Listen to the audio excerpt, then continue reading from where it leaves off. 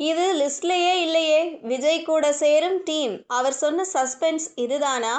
அவங்களும் வர்றாங்களா?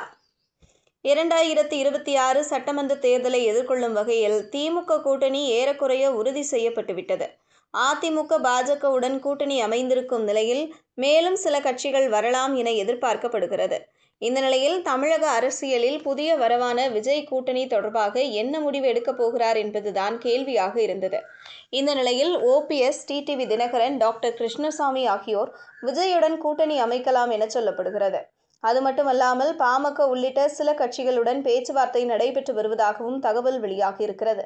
தமிழக அரசியலில் கடந்த சில 10 ஆண்டுகளாக தேர்தல் என்றாலே அது கூட்டணி அமைத்து போட்டியிடுவதுதான் என்று ஆகிவிட்டது. திமுக, அதிமுக என எந்த கட்சியாக இருந்தாலும் கூட்டணி அமைத்தால்தான் தேர்தலில் வெற்றி பெற முடியும் என்பது தற்போதைய சூழலில் உறுதியாக இருக்கிறது. ஜெயலலிதா மட்டும் 2016 தேர்தலில் தனித்து போட்டியிட்டு கூட்டணியில் இருந்த சில கட்சிகளையும் இரட்டை இலை சின்னத்தில் போட்டியிட வைத்தார். அதற்கு பிறகு கூட்டணிதான் தேர்தல் வெற்றி தோல்வியை தீர்மானித்து வருகிறது. இந்த நிலையில் 2019 மக்களவைத் தேர்தலின் போது திமுக அமைத்த மாபெரும் கூட்டணி தற்போது வரை தொடர்கிறது. திமுக கூட்டணியில் காங்கிரஸ், விடுதலை சிறுத்தைகள், மதிமுக, கம்யூனிஸ்ட், மார்க்சிஸ்ட் கம்யூனிஸ்ட் உள்ளிட்ட சில கட்சிகள் இருக்கின்றன. அதிமுகவை பொறுத்தவரை கூட்டணி நிலையாக இல்லை என்றுதான் சொல்ல வேண்டும். 2021 அதிமுகவுடன் கூட்டணியில் இருந்த பாஜக 2024 மக்களவைத் தேர்தலில் விலகியது. பாமகவும் அப்படித்தான். 2024 அதிமுகவுடன் கூட்டணியில் இருந்த தேமுதிக 2026 இருக்குமா என்ற கேள்வியும் எழுந்திருக்கிறது. இப்படியாக திமுக கூட்டணி உறுதியானாலும் அதிமுக கூட்டணி இன்னும் உறுதி செய்யப்படவில்லை.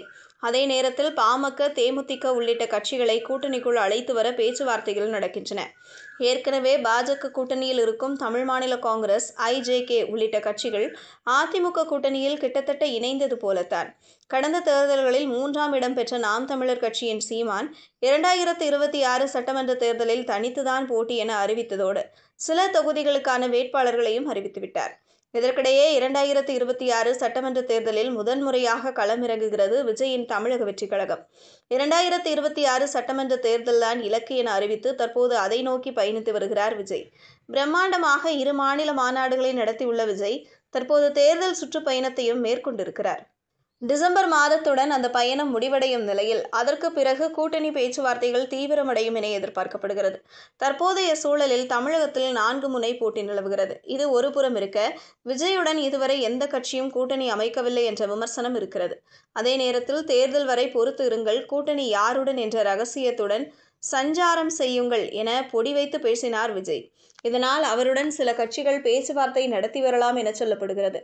காங்கிரஸ் கட்சி விஜயுடன் பேச்சுவார்த்தை நடத்தி வருவதாக சொல்லப்பட்ட நிலையில் ராகுல் காந்தியின் யாத்திரையில் தமிழ்நாடு முதலமைச்சர் மு.க.ஸ்டாலின் கலந்து கொண்டது அந்த கேள்விக்கே இடமில்லை என்பதை வெளிச்சம் போட்டு காட்டியுள்ளது. இந்த நிலையில் அதிமுகவில் பாஜக கூட்டணியில் இருந்து வெளிவந்திருக்கும் ஓபிஎஸ், டிடிவி தினகரன் விஜய்க்கு பச்சை கொடி காட்டுவது போலவே பேசி வருகின்றனர். விஜயுடன் கூட்டணி அமைத்தால் என்ன தவறு என டிடிவி தினகரன் கேட்டிருப்பது கூடுதல் எதிர்பார்ப்பை ஏற்படுத்தியிருக்கிறது. விஜய் கட்சி ஆரம்பித்த போது ஆட்சி அதிகாரத்தில் பங்கு என்ற முழக்கத்தை முன்வைத்தார். தற்போது புதிய தமிழகம் கட்சியின் தலைவர் கிருஷ்ணசாமியும் அதே கோரிக்கையை வலியுறுத்தி வரும் நிலையில் விஜயுடன் ஓபிஎஸ், டிடிவி தினகரன் புதிய தமிழகம் கட்சி கூட்டணி அமைக்கலாம் என சொல்லப்படுகிறது. மேலும் பாமக உள்ளிட்ட சில கட்சிகளை கூட்டணிக்கு அழைத்து வர மறைமுகமாக பேச்சுவார்த்தை நடத்தப்பட்டு வருவதாகவும் சொல்லப்படுகிறது. அடுத்தடுத்த நாட்களில் விஜயின் கூட்டணி தொடர்பான வியூகம் வெளிவரும் என்கிறார்கள் தமிழக வெற்றிக் கழகத்தினர்.